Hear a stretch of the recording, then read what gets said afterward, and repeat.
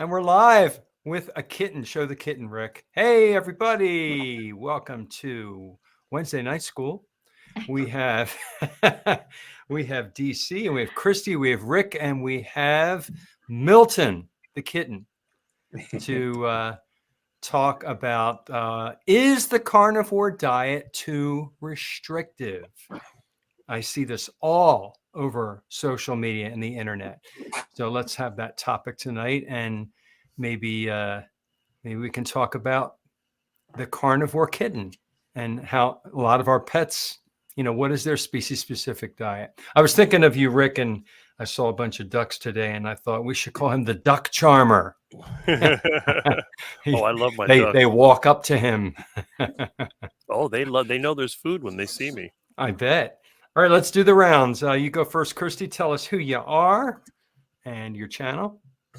Okay, I am Christy, and my channel is Meeting Wellness. I am a teacher of 25 years. I can hardly believe it.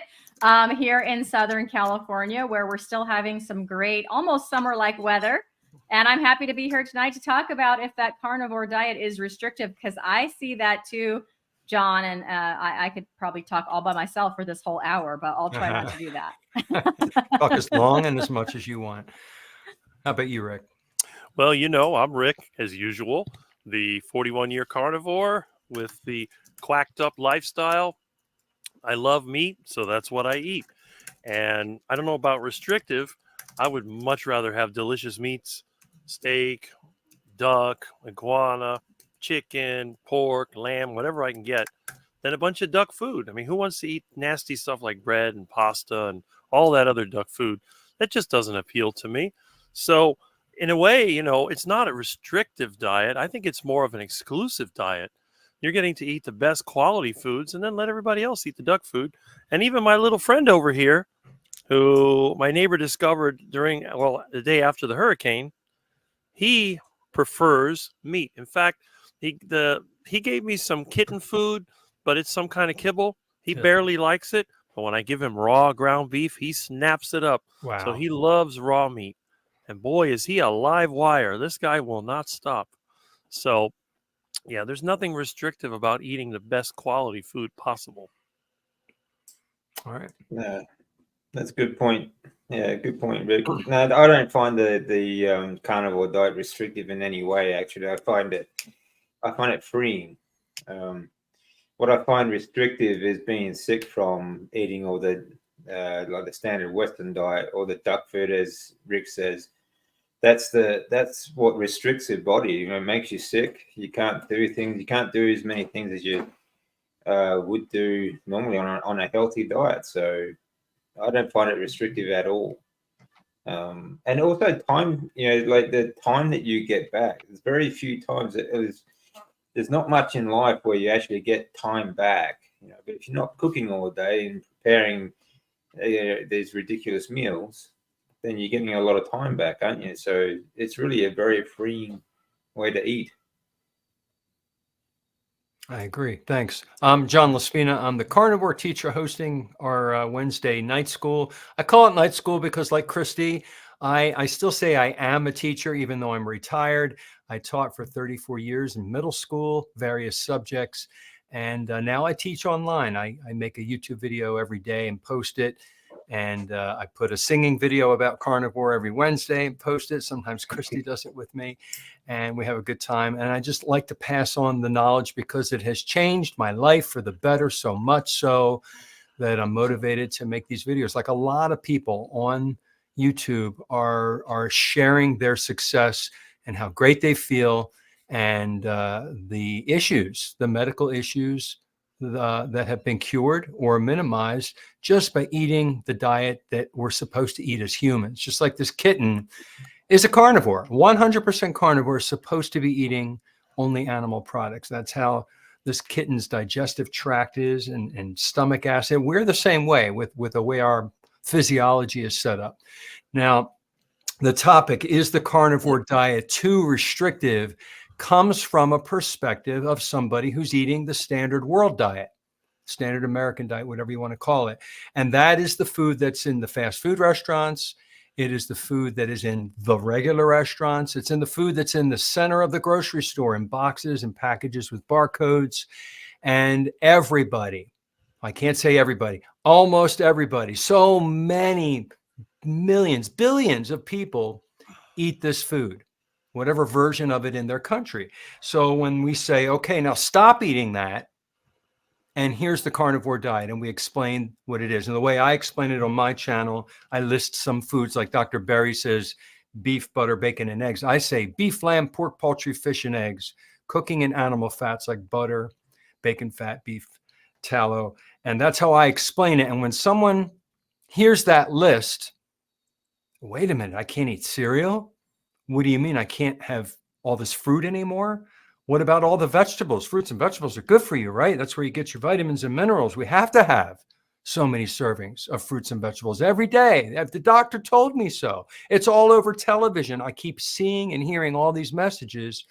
So that's what people say. So they say it's too restrictive because we're telling them they should not be eating starch, sugar, and seed oil, which makes up that ultra processed food and fast food. So I just thought I'd bring the topic up. That's my angle on this. Is why I certainly don't think it is restrictive at all. I absolutely love my food, and I eat twice a day, and I don't want to eat in between meals. And when I used to get my snacking urge, I would identify and say, am I really hungry? I just ate lunch 2 hours ago. Why am I getting this urge to eat something? And it was because of habit. I would always have a snack between lunch and dinner. It was always a carbohydrate too. So I would have pork rinds instead. I'm like, well, why am I eating these? It was a habit that I had built. Mm-hmm. So people, if they want to get healthy, it's not just eating the proper foods. It's also breaking some habits that we've ingrained in our brain, like always having a dessert after a meal. So let's talk about habits as we go around.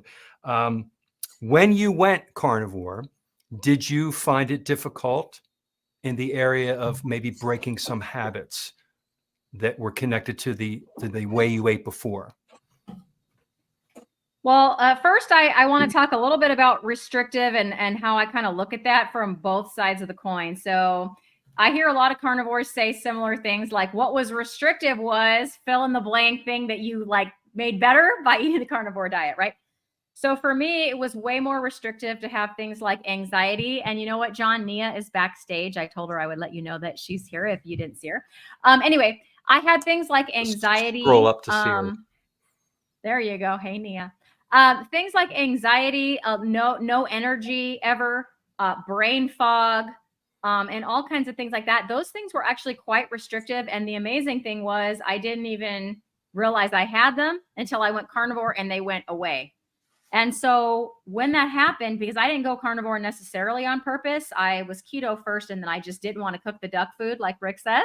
I got done with the vegetables and I just started eating all meat. And then I started feeling so good. It was like, well, why would I bring the vegetables back? I was for sure well under 20 grams of carbs a day, like 10 probably from vegetables and things like that. And I had no reason to bring them back because I felt so much better. So what was restrictive was the way that I was living before. And when I went carnivore and those things went away, I have now more energy. I don't have anxiety. I don't have brain fog. I can go through the day and be the best teacher, the best wife, the best mom, right? Which is way better for me and my family and my students, right? And my community and all of that stuff. And then on the other side of it, sort of to speak to your point about habits, John,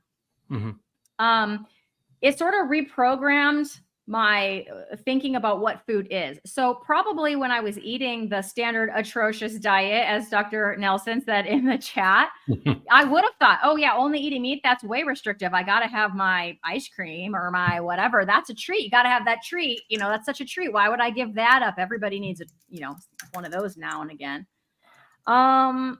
But after going carnivore, after a while, yes, at first I would say that I still did have, I did have more pork rinds and little things like that at the beginning. And for me, over time, the desire for that just sort of diminished to where I basically eat twice a day. I feel good eating twice a day. I don't feel hungry in between. I'm no longer looking for that snack.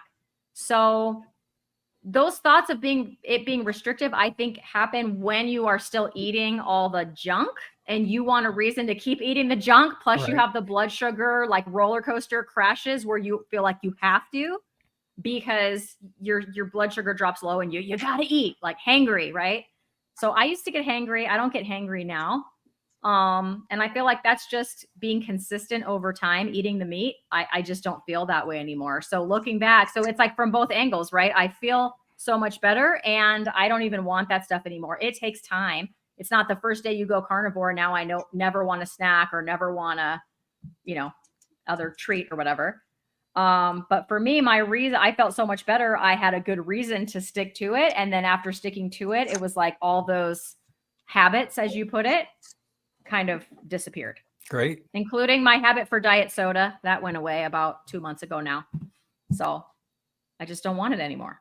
That's good. Yeah. Rick, how about you? Rick's perspective. Well, let's talk a little bit now. I have in my living room some old pictures, and you can see me when I was a kid with my first cat, which, by the way, was a black cat. What was its name? His name was Harry. Harry. Harry the cat. Harry. Yeah, but this I mean, it was a black cat, and it was a good cat. But that was before I started the carnivore diet. I believe that picture was probably 1979 or 1980. That cat lived to 18 years, by the way. And in 1983, when I switched to the carnivore diet, I started feeding my cat meat. My cat was eating cat food, and he started eating meat. But when I started eating meat, there was no regrets. I didn't think about ice cream because I hated ice cream. As a kid, ice cream would make my teeth hurt, and it didn't like the taste. And it was stupid because it was one of those things that you can't really eat. Like a steak, you can grab a steak and start chewing on it, and you get that satisfying feeling as you crunch up that steak and you start swallowing it, and the delicious flavor, and it's just really nice. It's warm, it's tasty, but ice cream is cold, and you can't bite into it because it makes your teeth like it's really awful. So you have to sit there and lick the stupid thing. It's like a stupid lollipop. It looks ridiculous, and it wastes your time. And then you live in Florida, it melts all over the place, it runs down your hand. It's a giant mess. And it's the same thing with any other kind of candy or cookies or all that stuff. It just didn't seem very satisfying. So if I had some meat and eggs, like in the morning, if I had steak and eggs or pork and eggs or whatever, maybe for lunch I have some beef or chicken or whatever other meat is available. If I had to eat a plant with it, I felt like it was a letdown. I felt like, oh, I'm getting a filler. It's like when you go to get a hamburger. If somebody goes to Burger King and they get you a so-called Whopper, you have this little strip of meat, and then you have these buns and the lettuce and all that. And every time I was a kid and I looked at one of those burgers, I'd grab the meat out and eat it first. Then I'd ditch the lettuce, and I wasn't crazy about the onions or even the pickles were okay, I guess. And the bread, I didn't like bread. So it just seemed kind of silly. But when I switched to the carnivore diet, I was making the burger myself. So I just loaded up the meat. I didn't worry about there's no bread. So I just get a big old chunk of meat and cook that up. I mean, it may be half raw on the inside, but who cares? I enjoyed it. And the same thing, with chicken. I mean, chicken originally was something I hated. Most of the chicken down here is cooked the Cuban way, which is really disgusting. They call it arroz con pollo, and it's slimy chicken with rice. It tastes awful. I just don't like it. But when I discovered heart attack chicken, boy, oh boy, that was a treat. And then when I would go to school, I used to be disappointed. I opened the bag and I'd see, maybe there's a bologna sandwich. So there was bologna and cheese that was good to eat. But then there's that nasty whole wheat bread. So that went in my pocket or back in the lunchbox. That went to the ducks. And then what else did I have? A granola bar? Ew, nasty granola bar. It looked like a bunch of oats soaked in some kind of glue with sugar put on it. It was disgusting. And you're chewing on that thing. And I remember as a kid, ugh. But then when I got to high school and I had my own beef stew, the stuff that I eat now, which is basically just ground beef cook with some water, and then put into a can or a jar. And of course, I started with the Tupperware containers, but those things, they would get greasy. They were hard to clean, and eventually they just fell apart. I had one time I dropped it and it burst open and my food went all over the place. I'll tell you, the worst part is if you're in school and you lose your lunch, either it gets lost, somebody stole it, or it broke, and then you have to go to the school cafeteria and you think, oh, nasty. I mean, there's nothing edible there. Maybe the sloppy Joe is somewhat edible, and there may be, I don't know, some kind of mystery meat. You know, we used to joke like on the Johnny Carson show when they said it still had marks where the jockey was hitting it, that kind of meat. Yeah, that's about all you had. The rest of it is what? Tater tots? Those things are awful. And then the so-called pizza, it looked like the box of pizza came in with sauce on it. And I don't know what, if that was meat or if that was dirt. I'm not sure what it was. But I'm telling you, in school, it was always disappointing. And the so-called treats like potato chips, does anybody actually like those things? They used to have the bag of Lay's potato chips. I remember it was kind of yellow, and it said, bet you can't eat just one. And I used to joke and said, I bet I won't even eat one.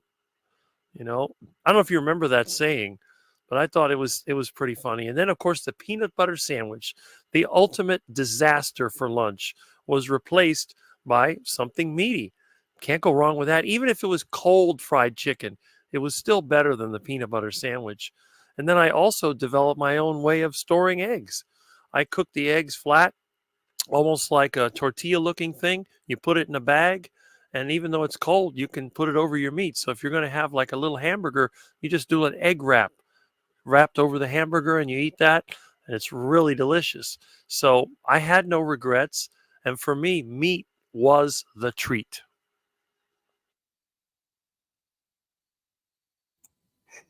I had to stop laughing there for a sec. But that was a classic. You cracked me up, Rick. Yeah. That's a really great way of looking at it, though. Like I grew up eating lots of sweets and things. Like they were the treats. I think that's not just habit forming; it's a mindset as well. You look at these foods as treats, you know. Whereas now I look like more and more, I just look at them as a chemical concoction that is absolute poison and toxic, you know. But you know, you still every now and then you think, well, yeah, it's just a one-off sort of thing. Every now and then it's just a treat. It's still a treat sort of thing, you know. I think it's just a lifetime of these like when you're a kid, if you're good, mum will give you an ice cream, because it's a treat. It's that mindset that is built on like your whole life. Like every time you do something good or something, you give yourself a treat. Like I've stuck to my diet this week, so I'll give myself a treat. And Sunday I'll have a pizza, or Sunday I'll have some ice cream because I was good the rest of the week. I'll just poison myself on Sunday, So it's very much a mindset that you have to get past, and it's like a lifetime of programming, And it's like it's not just from learning. Most of us learn eating habits growing up from our parents, but now like it's not just that. It's what you see on TV, movies, and all the crap that's around you, all the advertising and whatnot, and what all your friends are doing, like kids. I noticed, kids today, like here in Australia, their favorite place to hang out is like McDiarrhea and Burger King and all the rest of those ridiculous nonsense places.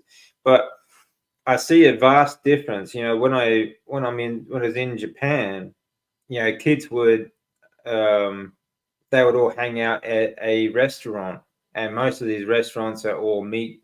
Like the cheapest places to go, like yakiniku or shabu shabu, sort of. These are all meat restaurants, and it's all you can eat buffets for like $20. So it's really, really cheap for whereas kids here will spend more than that going to McDiarrheas, So there's a really big difference in mindset and like just the way you grow up here to where you would like in a place like Japan, for example. So the kids are much healthier there, you know.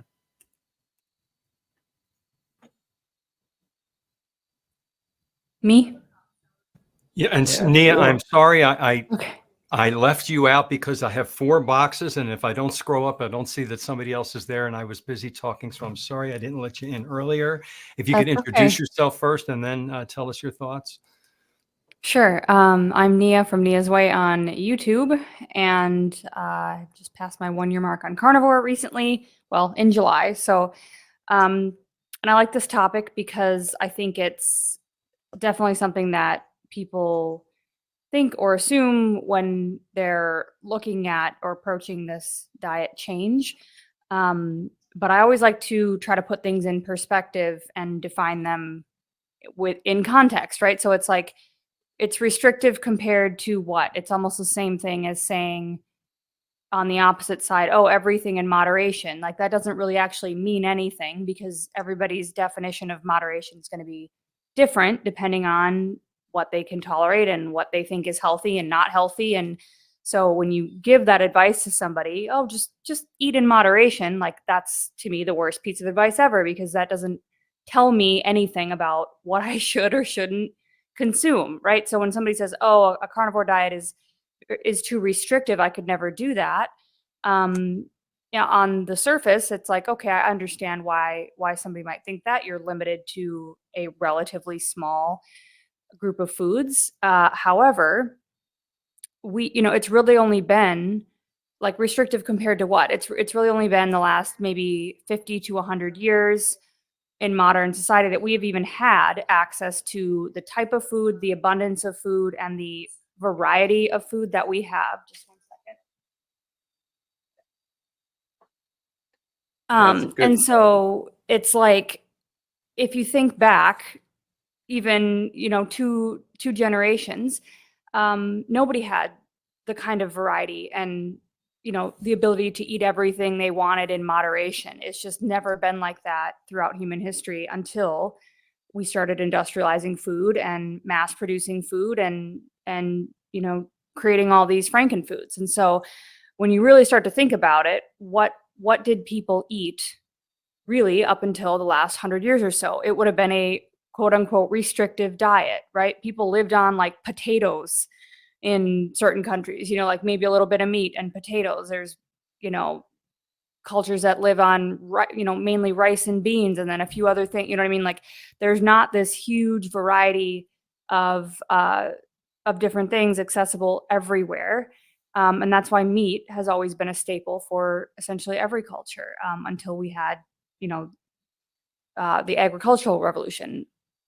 And so it's really not, when you think about it in that context, it's only seems restrictive in the context of the modern industrialized food system that we have today. And so that's where people are thinking, oh my gosh, I can't have like blue Sour Patch gummies and in moderation. Like my diet's so restricted. Oh my gosh, I can't have, pumpkin spice lattes filled with seed oil creamer. And, I saw these Doritos at Walmart a couple weeks back that were black and orange, like Halloween Doritos. Like this is literally, it's Frankenfood. Like it's not even food. And so I'm sort of echoing a few things that have already been said, but it's like, let's redefine what food is, right? Like Dr. Chafee would say, just because you put something in your mouth and chew it doesn't make it food. And so if you cut out all the things that really technically are not even food, they provide no nutrition, no benefit, and they're just inflammatory and empty calories, so to speak, then you're left with one ingredient whole foods. And there again, we would have never had the type of access ever in human history, even to those foods as we do now. So really a carnivore diet or a ketovore diet, let's say with a few plants, is not very restrictive in my opinion. It just seems that way in the beginning when you're like realizing all of this, right? And you're having this mindset shift like what you all have been pointing out. So as far as habits go, I think all of that just falls right in line with changing the way you view what these things are. And and you all have pointed that out, where it's just understanding where these processed foods come from, what's actually in them, the fact that they are not nutritious, they don't provide any benefit. And so the more you learn, the more you just realize that like these things are off limits, and that's just something I don't consume anymore. And then the habit of not doing that just sort of falls in line, I think. Yeah, I agree. Like, how much do you moderate poison? You know, a smaller amount of arsenic is still arsenic. You know, Yeah, like, good point, DC. We all kind of shared something similar, and that's the fact that, you know, we totally don't find what we're eating as restrictive. The carnivore diet is not too restrictive. And what Nia said, you know, I try to explain this to people when they ask me this question. Go back to the beginning of man. What did man eat, man and woman? And what have we been eating generally all the way up until 1880, when the Industrial Revolution, things started happening. Electricity came in a little bit later, refrigeration, transportation from all over the world, grocery stores and supermarkets popped up right around World War II and afterwards. We did not have access to all of this Frankenfood. All right, McWendy Kings. I like that little combination of words. It's garbage, but we're you know, I was born, we had it. You know, my parents were born, they didn't have the same exact foods that we had. My parents were born in 1935 and 1936. So their standard food was a little closer to what we should be eating as humans. They had real butter. I don't think they had margarine back then. And I don't think they didn't have McDonald's back then. There wasn't fast food. That came in later. So people today are comparing what's restrictive to what they're eating today, presently, with the colored gummy bears. And look at the Halloween is coming up right now. Have you walked through the stores and seen? Every year I'm seeing more candy that I didn't see the year before. New inventions of colors and to get the kids to eat and the parents to buy the stuff. It's so bad. Habits are so ingrained in me as a sugar addict myself. We talked about this before. Unlike Rick, I loved ice cream. I could eat a bowl of ice cream right now and my head will light up. I've always loved ice cream. I've loved potato chips and anything crunchy. And we get to the concept of the bliss point.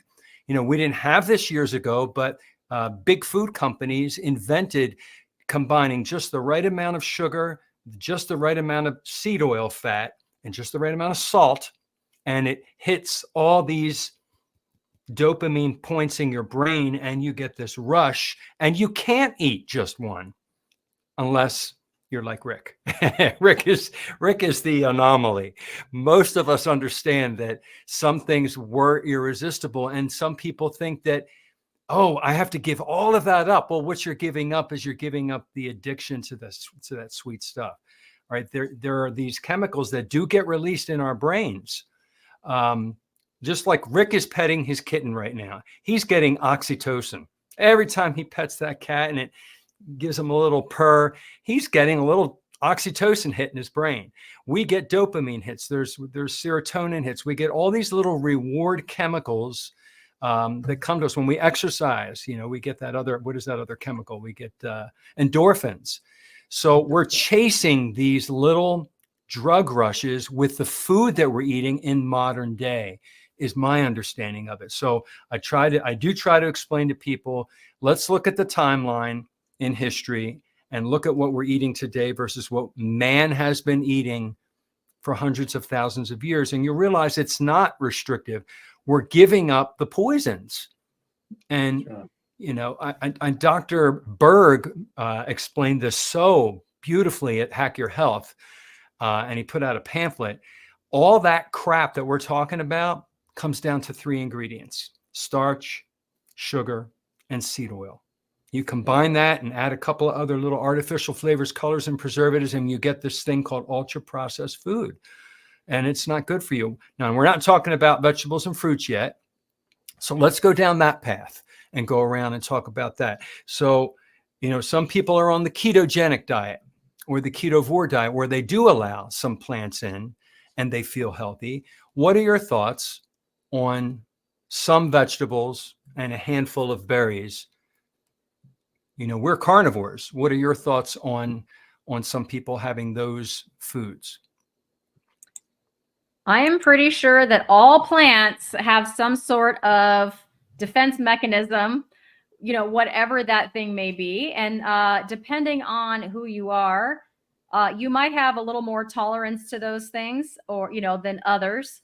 For example, like I said about myself earlier, I was ketovore. I was eating meat, eggs, and then like at my dinner with my steak, I would have a little bit of broccoli or a little bit of squash or something like that, right? And the only thing that happened to me doing that was I lost weight. Okay, so I was able to lose weight doing that, but all of the other symptoms, like the things I didn't mention, I had probably the early arthritis in my hand. My right knee would swell, my ankles would swell. I had all this inflammation that I didn't even really know the word inflammation when I first started keto. And it never went away the whole time, even going from 20 carbs down to 10, down to almost none, just a little bit of veg with my dinner. And I think I just kept that in because DC was talking about the programming. My mom programmed me very well. You got to eat those veggies, right? Got to eat them. She would put them on my plate and I could not leave the table till I cleaned my plate, even if I hate peas. And she would make me eat the peas. All the peas had to be gone. And, you know, I was obedient. I never even tried to sneak them, throw them away. That never even occurred to me. I just sat there for 3 hours and finally ate them all and tried to wash them down with like cupfuls of milk. But anyways, I digress. So yeah, and it never occurred to my mom, oh, she doesn't like them. Maybe there's something bad in there, right? That's just naughty to not eat your vegetables. That's the part that's good for you, right? So I was programmed to do that. And none of my other symptoms, except for maybe some excess weight, went away until I started eating only meat. When I got rid of the rest of those plants, all of a sudden these things started getting better, and that I had just attributed to old age. I just thought, I'm in my 40s. I'm in my late 40s. Like, I'm just getting old. And so that's why I have these things. But, you know, to put it in perspective, when I first went keto, so that's what I did first. My mom saw me losing weight, so she went keto maybe 2 months later. So she's been keto for well over a year. She feels tons better than she did eating the SAD diet. Even her arthritis symptoms have reduced. She has more energy. She walks more steps a day than I do, probably. I don't know. I don't count mine. She does. She wears a Fitbit and all of that stuff. But she's 72. She's been on a couple international trips just this last year. She's doing amazing. Would she do more amazing if she went full carnivore? Probably. Is she going to? I don't think so. Not in her 70s.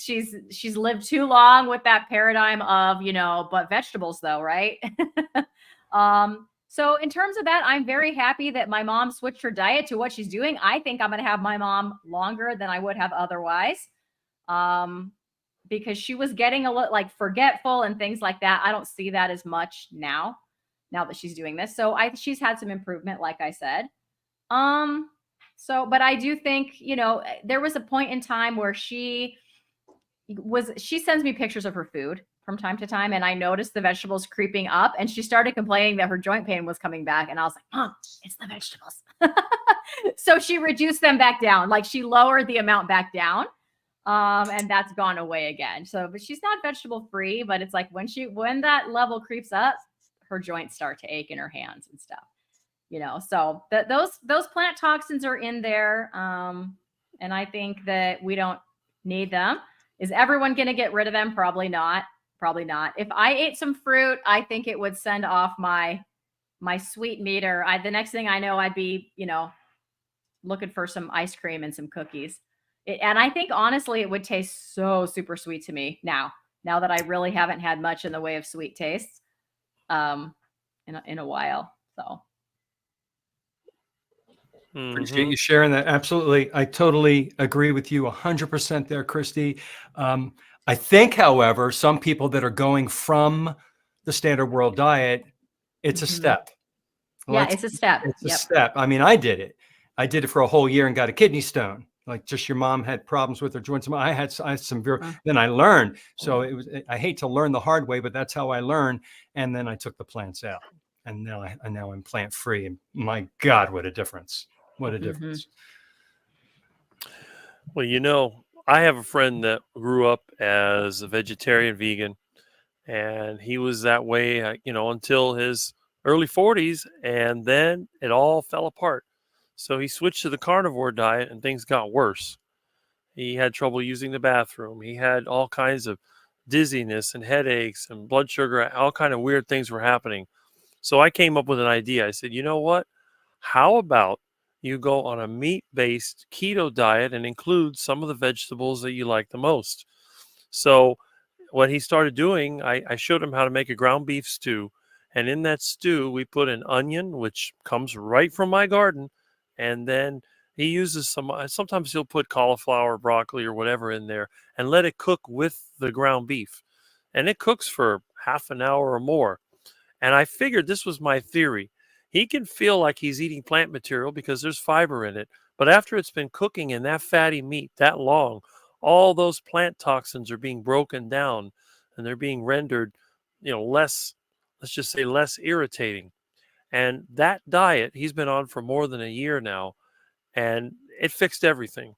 It got rid of the skin rash. It got rid of the digestive issues, the constant gas and diarrhea, and what they called I don't know if they called it IBS or I don't know what it was called, but it was some kind of, it was just terrible. Stomach aches all the time, and then all those issues with the back pain went away too because he had back pain, and he was getting weaker. And you know, he figured, well, you're over 40, you're over the hill. But what made him sort of, I think what he decided to change was indirectly because of me, because everybody that I know, I constantly tell them, you know, when they go to eat something, oh, would you like this? Would you like that? I said, no, you got any meat? And my friends, they all know that's what I like. So if we're going to get together to eat, they're going to make sure they have some beef or some chicken or some pork chops or whatever they have. And we'll have a grill handy or we'll cook it in a pot. But when I'm dealing with other people I know, I try to tell them, you know, you might want to try this diet. They're like, no, no, no, I could never do that. You know how healthy fruits and vegetables are. And I have friends, they think that spices are healthy. Oh, turmeric is good for you and garlic and whatever. I'm like, yeah, I can deal with the garlic. It doesn't bother me. I don't like the smell of it, but the taste, it doesn't really bother me. My dad ate a lot of it. But that turmeric, I'm telling you, that's basically a plant similar to ginger. It's a very bitter and very strong tasting plant. And of course they buy it in a powder form. But when you realize it comes from a root, you know that it's full of calcium oxalate and who knows what else is in there. It's going to irritate you. I don't want any of that. But some people, there's cinnamon, that's another one. That's from the bark of a tree. That's full of chemicals as well. But it's like my friend switching to the meat-based keto diet. He's getting about 50% of his food from meat. Then the rest of it is eggs and some dairy, and of course some vegetables and the occasional fruit. But I said the best thing you could do is avoid all of the high carbohydrate fruits. Stay away from the tropical fruit, the mangoes, and maybe hit the papaya. That seems to work a lot better for him. And some of the other like Suriname cherries and loquats and stuff like that. That's okay.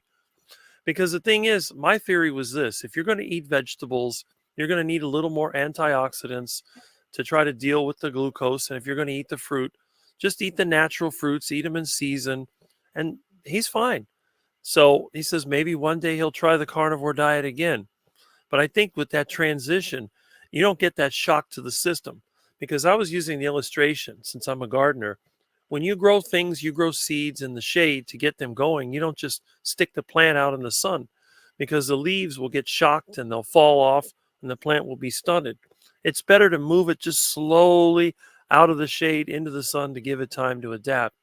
If you've spent decades eating plant material and eating little or no meat or eggs or anything like that, and then you switch to a carnivore diet, can you imagine the shock to the system that you're getting? It's just not good. But on the other hand, for people that are omnivores, my suggestion to them, you don't have to go on the carnivore diet. Why not try the low carb, the keto diet? That was sort of the buzzword, keto this, keto that. And I know people that have blood sugar issues. I said, well, try a whole foods ketogenic diet.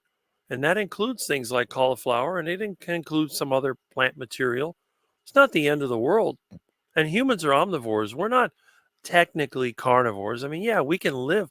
I'm living proof. You can live as a carnivore and do just fine. But humans, we're here because we can survive. We can eat a lot of things, and most animals, like, for example, little kitty over here, kitties love to chew on plants, but many times they get sick because they don't know what's healthy and, what they could eat and not get sick and what makes them throw up. So a lot of animals, they don't have the ability to determine what is safe to eat until obviously, their instincts kick in. But for us, we can figure out what we can eat. The problem is, I think that a lot of times people get a little too creative, and then they think about, well, we could take this from this source and that from that source, and we can make this taste like that, and we can get the benefit of this and whatever. And oh, that tastes so good, and it looks so good, and it smells so good. And then it turns out it's like a chemical reaction. It's like having a laboratory in your kitchen. You never know what you're going to get. So, but again, I give away fruit. I give away vegetables that I grow. I don't feel guilty about it. I know several people that eat these foods. They do just fine. So yeah, for some of us, the carnivore diet is the way. If you're really sick, it can really help you. If you're like me and you just naturally love meat and eggs, I mean, you talk about getting dopamine or whatever from food. If I eat those foods that give you dopamine, they actually make me feel nauseous. Anything really sweet, I'll spit it out. One time I made the mistake of buying vanilla yogurt instead of plain. I took one bite and spit it out immediately right in the middle of the table because it tasted so bad, because it had that sweetness to it. So yeah, for me, that's that way. But for the average person, eating a little fruit in season, it's not going to hurt you. And I know people that do it all the time. I know people that have lived into their 90s and they ate fruit and they ate meat. But the thing was, all the people I know that lived a long time, they ate whole foods. And I think that's the most important thing. The other thing, too, that I want to make a comment, the fruit you buy in the store and the vegetables you buy in the store are not the same as what you grow. So if you do want to eat that stuff, try to get it from a local source. It's better for you, and it's probably better for the environment as well. Yeah, I agree. I mean, like humans are, I mean, optimally, they are carnivore, but we are like an opportunist sort of species. We will survive on anything that we can sort of feed ourselves. I've got nothing against people eating fruit and vegetables, but I think if they can, like if you eat it, if you can pick it yourself, you know. And I mean, unless you're like very local to and like an organic farm or something like that, that's great too. But and the best bet is to pick it yourself. That way, it's seasonally, which is the way we're meant to eat it anyway. It's not supposed to be a year-round sort of food, and it's not something that got us through the many ice ages that the planet has been through as well. We survived on animals, very fatty animals. That's how we've always survived through those periods, and winters. Nothing grows, no fruit grows in the winter. So it's you can survive, but whether you really want to spend, it's not something you should be stapling your diet on. That's for sure. But these monocrop farms, corporate owned and run farms, apart from their like ethical sort of labor force and things like that, the chemicals that they spray, like these are genetically altered fruits, vegetables that quite often are so toxic that once when they spray the crops, the farmers can't even go out into the fields for days afterwards because of the chemicals. Blueberries, for an example, one of the most toxic crops that you can buy. They're touted as this superfood because they're so rich in antioxidants and so on. But these corporate farms that grow blueberries, the soil is so toxic. Once that crop is removed, nothing can grow in that soil for a minimum of 7 years. They are they're not allowed to, like here in Australia at least, they're not allowed to grow them anywhere near a waterway because they'll kill the wildlife, and anywhere near a feedlot where cattle farms or anything like that, because they would kill the cattle as well. So that's how toxic these things are. So I've, like I said, like we can survive on fruit and vegetables if we pick them ourselves, for example, but we thrive on fats and meats, and that's just our species. We're an opportunist sort of animal where we will survive on what's available to us short term, but long term. And like I said, like through the ice ages, which there have been many, and certainly through every winter, you don't normally grow crops. So you have to eat, what we thrive on, which is fatty meat. So that's my thought anyway.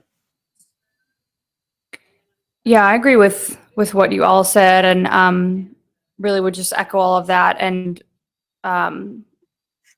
yeah, I think it ultimately depends on what your goals are and what you're willing to give up. Going back to sort of the restrictive part of the main topic of the conversation, which is weighing the pros and cons of, okay, well, how much of a varied diet can I tolerate? And what are the consequences of that? And so if the consequences of being 100% carnivore are, I feel better, I don't have any arthritis, I don't have any gut issues, my skin cleared up, I don't have any mental health problems, I lost all the weight that I'm trying to lose, then I feel like, the consequences here are all pros, right? So why would you want to add certain things back in if they trigger any of those symptoms out of whack? But on the opposite side, if you are not very ill, or you're not metabolically unhealthy, or you're not sensitive to certain plants, I think, yeah, include them if you want to, as long as they're not triggers for anything. And so going back to kind of the central theme, it's like, you're restricted technically no matter which side you choose, right? If you choose the everything in moderation and to have a varied diet for enjoyment and comfort and pleasure solely, then there are consequences for that that are most likely going to come in the form of compromised health in some way. And that's your trade-off. And so then you live a more restricted life because of your health symptoms. But if you choose, a diet that gives you freedom from all those symptoms, then you are technically more restricted in the food category, right? But you have more freedom in how you get to live your life, the experiences you get to have, the memories you get to make, all those kinds of things. And so you just have to decide, because it's everyone's choice, right? What do you want to eat and how much and when, and do you want to have cake on your birthday and then never again, or do you never do that, or what? We all have to come up with our own little rule set and boundary around what we do. And so it's up to everybody to choose, what kind of life do you want? What kind of lifestyle do you want? What do you want to be able to accomplish and do with the time that you have? And then, having that mindset shift of food it's really just about sustaining life, building new cells, being able to eliminate waste, it's just fuel. It is. But culturally, not just in our modern culture, but throughout history, food has been tied to ceremony. It's been tied to celebration. It's been tied to all kinds of emotional things, weddings and all the funerals, all that stuff, right? It's let's come together and make a special meal and maybe include things that we wouldn't normally have otherwise to celebrate or honor a certain thing. And so that can be very hard to break away from. And I guess where I was going with that is like, that's always been a part of humans' existence too, I think. And so, is there a time to add, have a few things that maybe you wouldn't have 10% or 5% or 1% of the year? Maybe, I think. Again, as long as it doesn't throw you totally off off balance and send you back to a place that you don't want to be. So those are kind of my thoughts. Yeah, 100%. I just want to tell you a story though too. Like I recently saw a show in Japan, and they're talking to all these very older generation Japanese. Some of them were still working. One was 103 years old, and she was still working in a restaurant making food, like she was a cook. Now, in Japan, they love meat. They eat a lot of meat, but they also eat a lot of other things too, like rice and basically anything really Japanese eat, vegetables and so on. But with the older generation, they didn't have, like, seed oils are a recent thing in Japan, like only since the 90s. It sort of started creeping in. But so they're starting to see some of those problems happen now. But with this older generation, they still don't use seed oils. Like they still cook in tallow and things like that. And they have what they call tempura. And what they'll do is they'll batter these vegetables. They're vegetables, but they'll batter them and they'll deep fry them in tallow, right, and things like that. Nowadays, of course, they'll use seed oils, the younger generation. But they are omnivores. All of these people that they were talking to were all omnivore, and living a very long, healthy life, working, still doing things.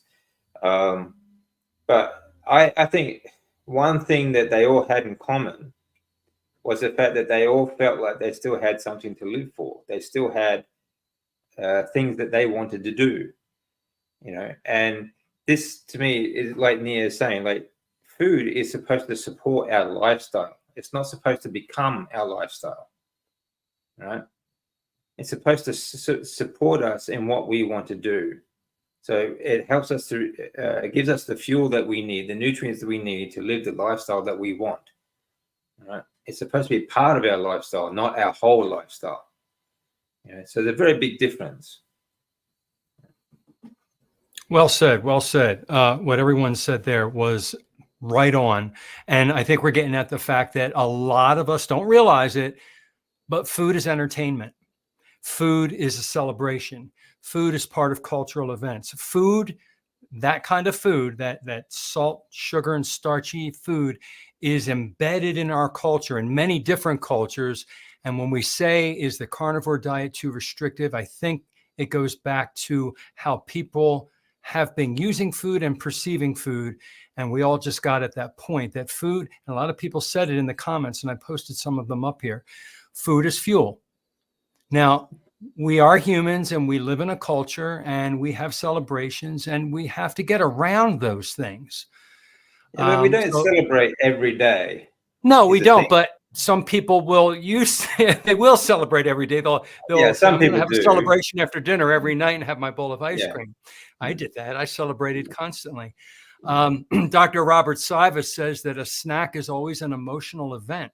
And he breaks that down and talks about, why do I want this snack? Oh, I'm angry. I'm frustrated. I'm depressed. I'm bored. Ridiculous. I ate out boredom so much. So, being a teacher, Christy understands this too. I think knowledge, educating people, what is food? What did we eat? What should we be eating? Why are we eating the wrong things sometimes? When we learn some of these facts, we open up our mind, take the red pill, right? It's like, whoa, because I have this knowledge now, I don't want to eat that Twinkie. I don't want that ice cream. Even though if I ate it, my brain would light up still. Maybe I'll think it's disgusting because I got used to the not having sweet things on my palate anymore. But, I was Rick, you have to deep fry it in tallow. I was addicted. And I think a lot of people are addicted to the bliss point foods, the starch, sugar, the fat. Absolutely. So I just want to say, to Nia's point and what other people have been saying, it's like I like to give examples from my own life. So like my in-laws, especially my mother-in-law, she feels really, really very sad and like she's not being a good grandma, right? Because she can't give her grandkids, my kids, like cookies or whatever, because to her, all of that stuff is wrapped up into what being a grandma is. So like at first it was because my oldest son has a severe peanut allergy. And she was like, well, now what dessert can I even make for him? And this was when we were still all standard American, right? And I was like, and I had to try to give her some ideas, and she felt like it cramped. Christy, sorry to interrupt, Christy, but that mindset too is the same for us. Like she still thinks that's a treat. She's rewarding them or giving them a treat, you know? Yes. The same as Christy, do you still have teachers in your school that pass out candy as a reward? I mean, I used to do it. I would bribe the kids, you know, before I, you know, knew not to do that. Yeah. It's, you know, it's a reward. It's embedded in culture in so many different ways. And those are the parts we have to get used to. Not for you, Rick, I know. and it doesn't matter how much I tell her, like, because now my son is carnivore. My whole point of this is that now my son is carnivore. It's great. And it's like, just cook him a chuck roast. You're gonna have a happy kid on your hands. Like, he doesn't even want that stuff. He's invited to a birthday party a week from Saturday. We're talking about, what are you going to eat? Because they're going to have a taco truck. So I was like, well, they're probably going to have some shredded meat, some cheese, he doesn't really like sour cream, but you could probably do shredded meat and cheese. He's like, you know what? I'm going to ask my friend what exactly is going to be on that taco truck. And if I don't like it, I'm just going to eat before I go. Like, that's what he said. Good for him. It's like, so excellent. He doesn't. Yeah. So, but it's like my husband's mom, she just has a hard time because she's not carnivore, right? So she hasn't had that mindset shift. So to her, it's like this tragedy.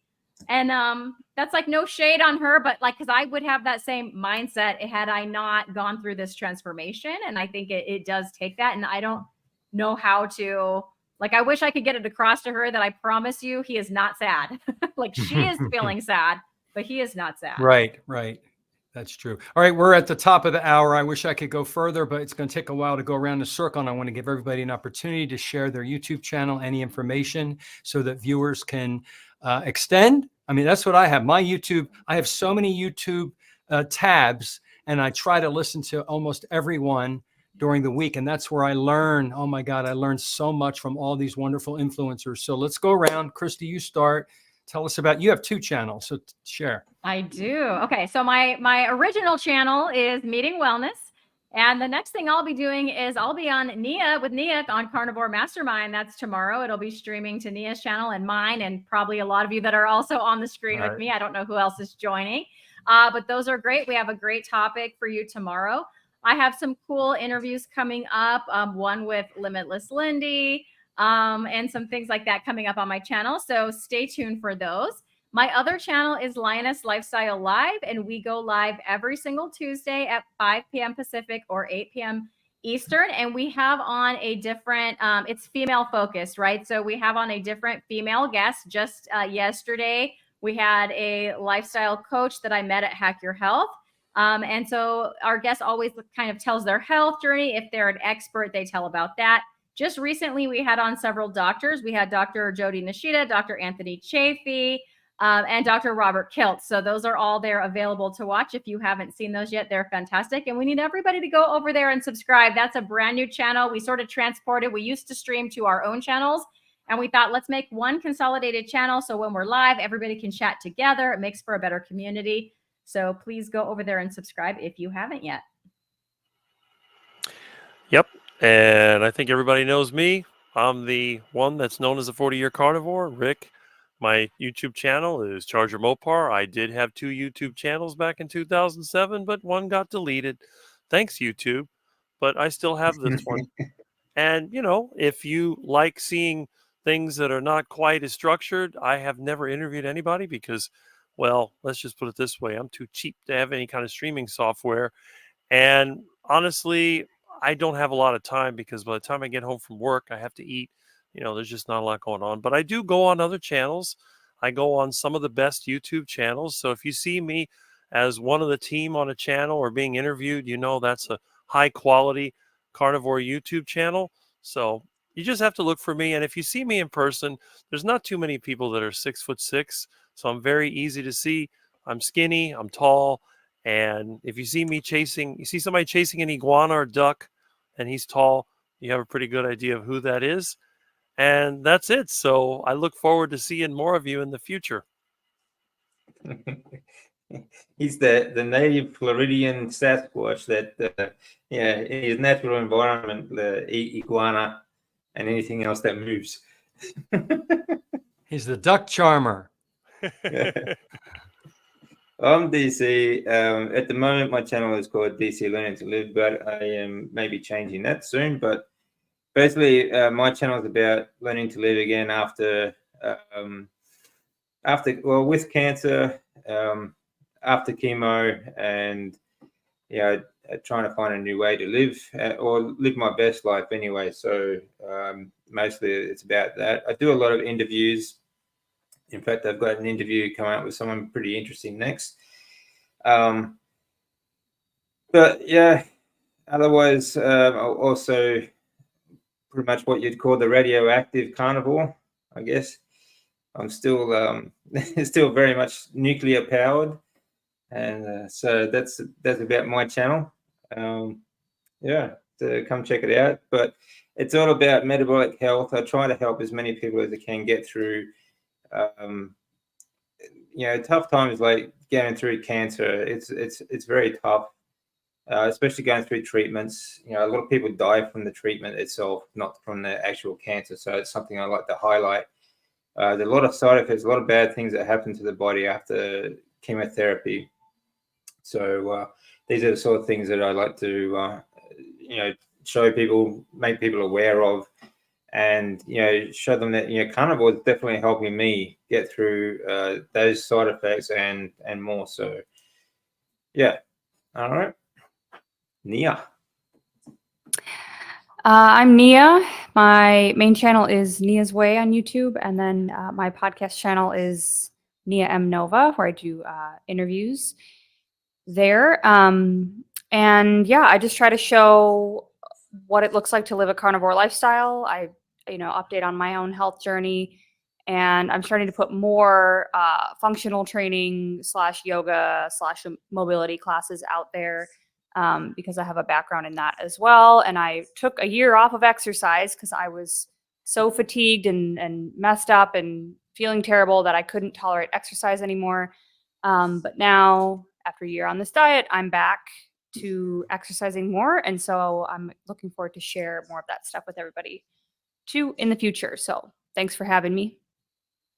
And thank you all for coming on. I'm John Laspina, your carnivore teacher on YouTube. And as I said at the beginning, I put out a daily video, song on Wednesday, and I go on other people's channels. Tomorrow I'm going to be on with Nia. I really appreciate all of you coming on and sharing your perspectives. And I want to thank our guests for coming on and offering your comments as well. And I will see you all next Wednesday night. So have a great evening, everybody. See you. See you, everyone.